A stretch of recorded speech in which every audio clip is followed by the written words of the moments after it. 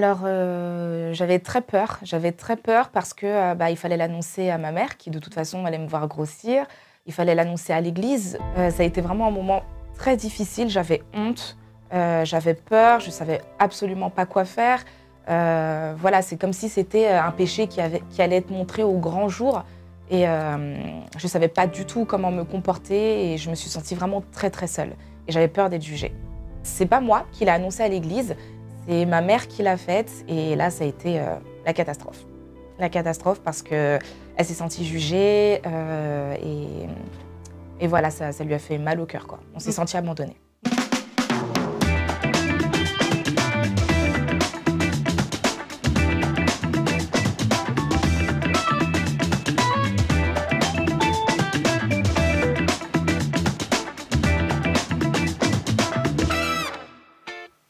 Bonjour et bienvenue dans notre émission Coupée en 4. Le principe de ce rendez-vous, c'est de couper les cheveux à un invité qui me confie son histoire. Mais quelle histoire? Eh bien, son témoignage de foi. En gros, son parcours de vie avec Dieu. Et j'ai hâte de savoir qui va venir aujourd'hui dans notre émission.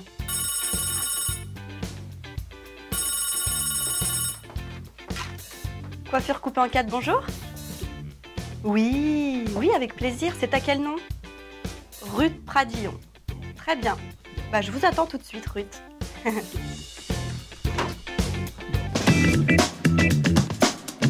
Bonjour Ruth. Bonjour. Ravie de t'accueillir dans ce salon de coiffure coupé en 4. Alors Ruth, je vais non seulement rafraîchir ta coupe, mais on va aussi découvrir ton histoire.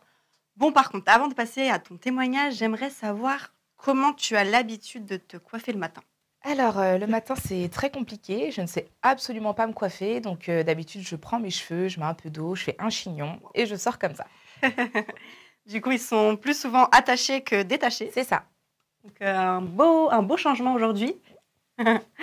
Ok, donc toi, Ruth, tu as choisi une coupe surprise. Donc, ça, c'est pour le côté capillaire. D'accord.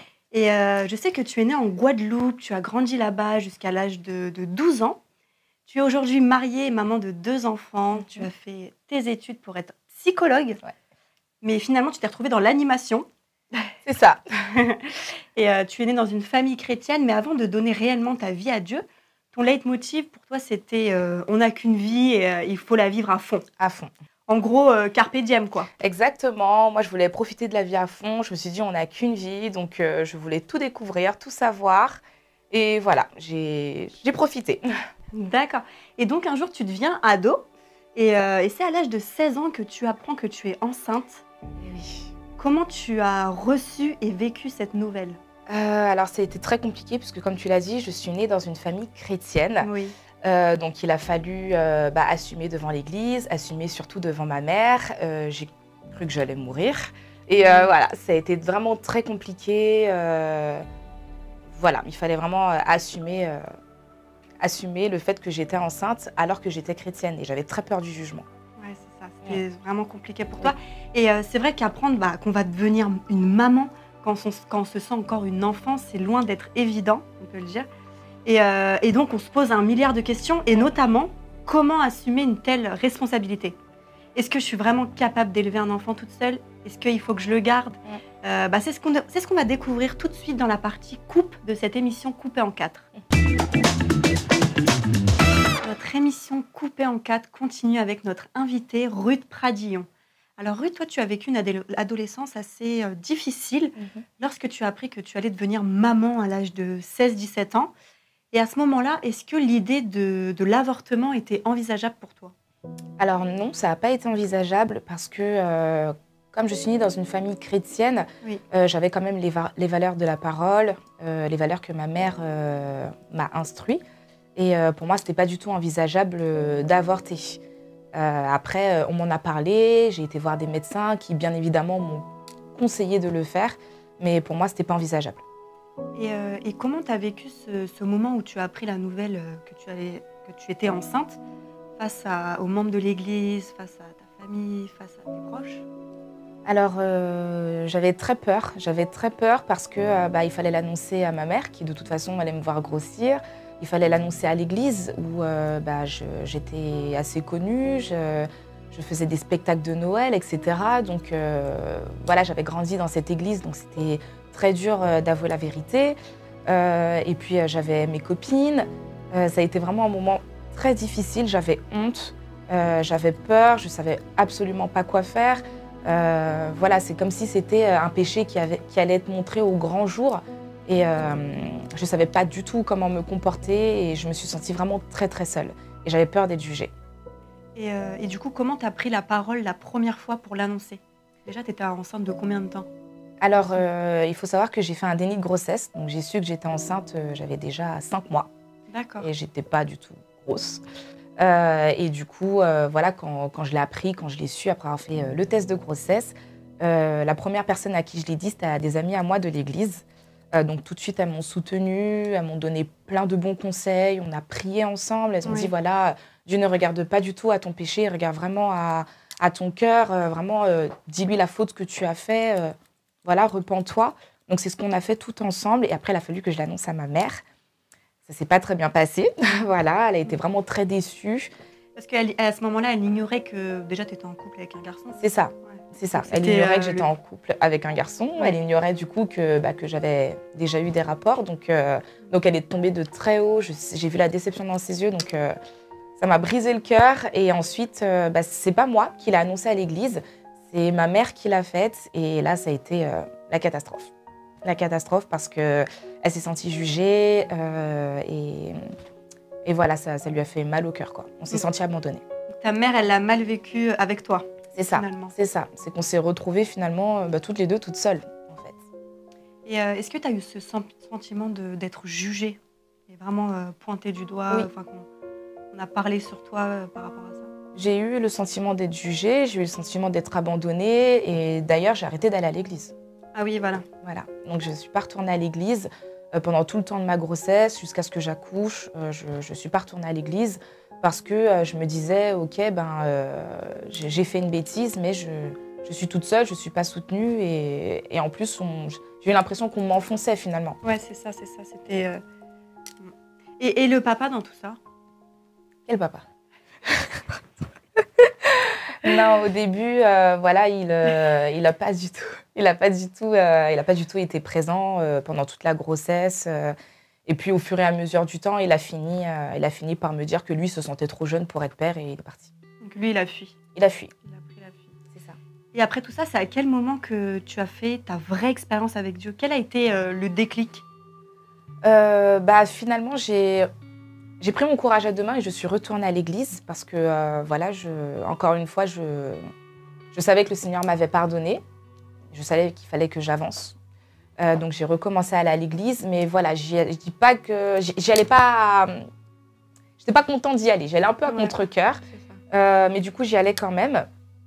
Et puis il y a eu un rassemblement de jeunes qui avait été organisé, donc on y est allé avec le groupe de jeunes de mon église. Et là il y a un pasteur qui a prêché. J'ai eu l'impression qu'il avait vraiment. Il parlait à moi, il racontait toute ma vie et je me suis mise à pleurer. J'ai dit non, vraiment Seigneur, il faut que je te donne ma vie, il faut que j'arrête de pécher, il faut vraiment que je fixe mes yeux sur toi parce que je sais que tu m'as pardonné et voilà, je veux te donner ma vie et consacrer toute ma vie à toi. Voilà. Et après cette révélation, quel était ton rapport avec les garçons finalement? Comme j'avais donné ma vie au Seigneur, bien évidemment, il fallait arrêter tout ce qui était garçon, copinage. Ça n'a pas été facile, voilà, parce que voilà, c'était pas que de la fréquentation. C'était, je me sentais toute seule, je me sentais, voilà, c'est comme si j'avais constamment besoin d'une présence avec moi. J'avais besoin d'être aimée. Et c'est vrai que cet amour, je le cherchais au niveau des garçons, alors qu'au final, le Seigneur m'a comblée. Et j'en avais plus besoin. J'avais plus besoin de garçons. Il m'a rendue heureuse, en fait. T'étais vraiment comblée, épanouie. C'est ça. Avec l'amour de Dieu, finalement. C'est ça. J'étais épanouie et je me disais même, voilà, que finalement, j'en avais pas besoin. J'avais pas besoin de garçons dans ma vie, finalement. Et c'est 1 an après ce grand chamboulement que tu as pris la ferme décision de ne plus faire marche arrière dans ta vie chrétienne en passant par les eaux du baptême. Oui. Une période où tu t'es sentie seule tout en continuant à placer ta confiance en Dieu pour finalement t'aider à faire les bons choix. Et en parlant de bons choix, le choix de ton conjoint en faisait partie. Et c'est ce que nous allons savoir dans la séquence coiffage de cette émission. L'aventure continue dans cette émission coupée en 4 avec toi, Ruth. On continue de tourner les pages de ton histoire, toi qui as traversé des épreuves au niveau de tes relations amoureuses. Tu vas à présent nous parler de la plus belle histoire d'amour de ta vie, puisque c'est ta rencontre avec ton mari. Alors, avant de parler de la rencontre avec mon mari, il y a quand même eu un bel événement, c'est l'accouchement de mon fils, Oui. voilà, qui s'est pas très bien passé, mais notre rencontre a été, voilà, c'était une très très belle rencontre. J'étais très contente qu'il soit là. Je suis contente de l'avoir gardé, voilà, et aujourd'hui c'est un très beau petit garçon, voilà. Et du coup, comment tu as rencontré ton mari combien d'années après? Alors, on s'est rencontrés 6 ans après. C'était en formation, donc je me formais pour aller un peu plus loin dans le métier que je faisais à l'époque. Donc, j'étais animatrice en centre de loisirs. D'accord. On s'est rencontrés du coup en formation et quand on s'est connus, il n'était pas chrétien. Voilà, donc c'était un ami. On a traversé des moments très compliqués parce que du coup, la formation était dure, c'était compliqué. Lui, il passait des moments difficiles aussi chez lui. Je lui ai énormément parlé du Seigneur. Donc, il a pu faire son cheminement avec le Seigneur.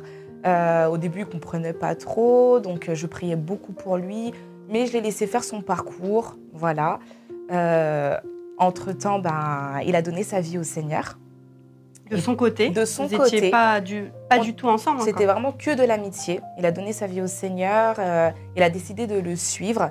Et c'est peut-être 6 mois, 1 an après qu'on a décidé de se mettre en couple ensemble. Voilà. D'accord. Et du coup, pour lui, à ce moment-là, ça ne le dérangeait pas du tout que tu avais déjà un enfant? Alors, 6 ans? Au début, ça l'a un petit peu perturbé parce qu'il rencontre quelqu'un, il y a les sentiments qui s'installent. Et puis là, il se rend compte que du coup, tu prends la maman, tu prends l'enfant qui va avec. Il faut prendre le package, bien évidemment. C'est comme un forfait téléphonique, voilà. Mais du coup, voilà, ça l'a un peu perturbé. Il a demandé des conseils à sa mère. Et sa mère, elle lui a dit, mais si tu l'aimes, vas-y. Il n'y a aucun problème par rapport à ça. Et de toute façon, si ça doit coller, le petit acceptera, tu l'accepteras. Donc, il y a eu la rencontre entre les deux. Et là, ça a été magique. Voilà. Ça sonnait comme une évidence. Ils se sont aimés tout de suite. Et puis voilà. Mon fils était très pressé de l'appeler papa, d'ailleurs. Ah ouais, donc aujourd'hui, il le considère vraiment comme son père. C'est ça. Aujourd'hui, il le considère vraiment comme son père. Et d'ailleurs, on a lancé la procédure pour qu'il puisse porter son nom de famille. Donc, il l'adopte. Voilà. Et en voilà un beau miracle que Dieu a fait dans ta vie. Et d'ailleurs, une vie bien remplie par tous ces projets qui arrivent. Et c'est ce qu'on va constater ensemble dans la partie finition de cette émission coupée en 4. Et on finalise tout doucement cette belle aventure coupée en 4 avec l'histoire de notre invitée Ruth Pradillon. Toi qui as vécu une adolescence assez compliquée, avec une grossesse à l'âge de seulement 16 ans, une expérience, on peut dire, difficile, et en même temps si apprenante pour toutes celles qui croisent ta route et toutes celles aussi qui sont passées par là. Oui, en effet. Maintenant, je suis responsable du groupe d'ados dans mon église. Et puis, je les aide dans leurs questionnements. Eux, ils ont vu mon parcours pour certains. Ils ont vu comment j'ai évolué, comment j'ai avancé, ce que je suis devenue. Et aujourd'hui, j'ai envie de les aider, de les encourager dans leur parcours, dans les moments difficiles par lesquels ils passent à l'école, parfois dans leur famille, parfois le jugement qui peut être sur eux. Et puis, c'est pas facile d'être chrétien et d'être dans le monde. Et donc, du coup, voilà, j'ai à cœur de les aider, de les encourager dans leur parcours qui n'est pas tous les jours facile. Et est-ce que tu as déjà rencontré de jeunes filles qui sont aussi passées par là où toi tu es passée? Alors, pas au niveau de la grossesse, mais j'ai déjà croisé des filles qui, elles, aimeraient être en fréquentation ou sans fréquentation avec des garçons. Et du coup, je les conseille, je les dirige, je prie avec elles aussi pour les encourager dans leurs décisions, dans leurs choix, et surtout qu'elles puissent tenir ferme et qu'elles se consacrent au Seigneur avant tout. Et bien voilà comment Dieu utilise nos expériences de vie parfois pour aider les autres. Et Ruth, nous voici aussi à la fin de cette nouvelle coiffure. Dans un instant, tu vas pouvoir découvrir ta nouvelle coupe de cheveux. Et c'est aussi d'ailleurs l'instant où on aura un de tes précieux conseils dans la partie découverte de cette émission coupée en 4. À tout de suite. Alors Ruth, nous voici à la dernière étape de cette émission, c'est la découverte. Tu vas maintenant te découvrir. Tu es prête? Ouais. Allons-y. Waouh, je suis trop jolie. Oh, Ça truc change, de ouf, mais ouais. de dingue. Ça te va bien, hein? T'as vu de quoi on est parti? J'essaie de faire des petites anglaises, histoire de... C'est trop joli, merci beaucoup Gladys. Je t'en prie. Eh bien, Ruth, on aime bien faire ça dans cette émission, que les invités nous donnent un petit conseil à toutes les personnes qui nous regardent depuis le début. Pour toi, quel serait ce conseil aujourd'hui? Alors, mon conseil s'adresse aux jeunes voilà, qui passent par des moments difficiles. Je voudrais vraiment vous dire de vous attacher au Seigneur, voilà, de ne pas chercher à avoir des sentiments ou de l'amour provenant des hommes, mais vraiment attachez-vous au Seigneur, faites-lui confiance, il sait ce que votre cœur désire. Et si vous passez par des moments difficiles, notamment pour les filles qui sont enceintes, etc., voilà, je vous encourage vraiment à garder cet enfant. Le Seigneur vous utilisera, il utilisera l'enfant pour qu'il soit une bénédiction pour toutes les personnes qui vous entourent.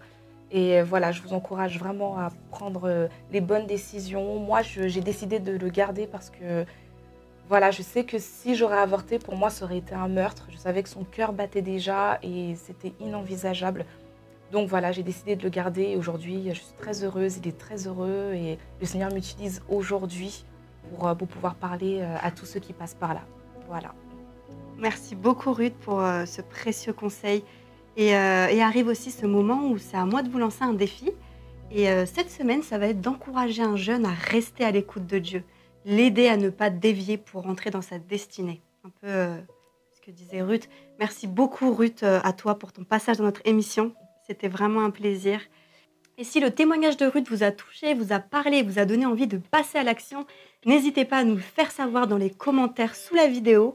N'hésitez pas aussi à nous suivre sur les réseaux du Top Chrétien. Et je vous donne aussi rendez-vous la semaine prochaine pour une nouvelle émission coupée en 4 pour une nouvelle coupe de cheveux avec un nouvel invité. À bientôt!